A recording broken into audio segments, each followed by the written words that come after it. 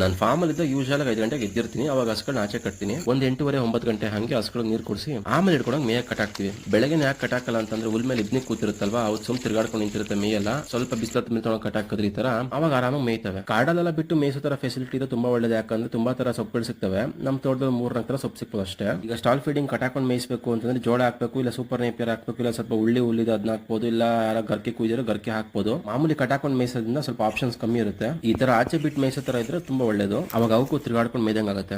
ಆಮೇಲೆ ಮಧ್ಯಾಹ್ನ ಒಂದ್ ರೌಂಡ್ ನೀರು ಕುಡಿಸಿ ಸ್ವಲ್ಪ ಬಿಸಿಲು ಕಾಯ್ತಿರುತ್ತಲ್ಲ, ಅದಕ್ಕೆ ಬೆನ್ಗೊಂಚೂರು ನೀರು ಹಾಕಿದ್ರೆ ಸ್ವಲ್ಪ ಸಮಾಧಾನ ಆಗ್ತವೆ. ತೆನೆ ಹಸುಗಳಿಗೆ ಮಧ್ಯಾಹ್ನ ಬಿಸಿಲು ಟೈಮಲ್ಲಿ ಬೆನ್ನಿಗೆ ನೀರು ಹಾಕಿದ್ರೆ ತುಂಬಾ ಒಳ್ಳೇದು. ಮತ್ತೆ ಹಿಡ್ಕೊಂಡೋಗಿ ಸ್ವಲ್ಪ ನೆರಳಿರೋ ಜಾಗಕ್ಕೆ ಮೇಯ ಕಟ್ಟಾಕಿ ಹಸುಗಳು ಹೆಂಗಪ್ಪ ಅಂತಂದ್ರೆ ತುಂಬಾ ಒಗ್ಗಿದ್ರೆ ಅಂದ್ರೆ ಸೆಟ್ ಆಗಿದ್ರೆ ನಮ್ ಸ್ಪರ್ಶ ಕೇಳ್ತಾವೆ. ಈ ತರ ಈ ನಾಯಿಗಳು ಹೆಂಗ್ ಮುದ್ದು ಮಾಡ್ತೀವಿ ಇವಕ್ಕೂ ಹಂಗೆ ಮಾಡ್ಬೇಕು. ನಮ್ಮಲ್ಲಿ ಸಂಜೆ 5 ಗಂಟೆ ತನಕ ಆರಾಮಾಗಿ ಆಚೆಗಡೆ ಮೇಯ್ತಾ ಇರ್ತವೆ. ಇವಾಗ ನಮ್ ಲಕ್ಷ್ಮಿನೂ ಮಾತಾಡ್ಸ್ಕೊಂಡು ಕರ್ಕೊಂಡು ಹೋಗೋಣ ಬನ್ನಿ. ನೋಡಿ ಬರೀ ಕೈ ತೋರಿಸಲು ಸಾಕು ಅವಳೆ ಬರ್ತಾಳೆ ಮುದ್ದು ಮಾಡಿಸ್ಕೊಳಕ್ಕೆ.